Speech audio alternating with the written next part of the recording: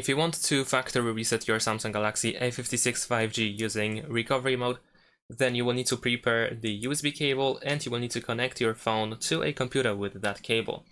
But first we need to power off our phone, so turn off your device.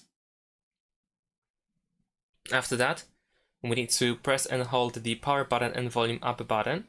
And once you just start pressing these two buttons, you want to connect the cable to the phone. And after you see the Samsung Galaxy logo, you want to release the power button, so just hold the volume up button after that. So press and hold both of these buttons and then immediately plug in the cable.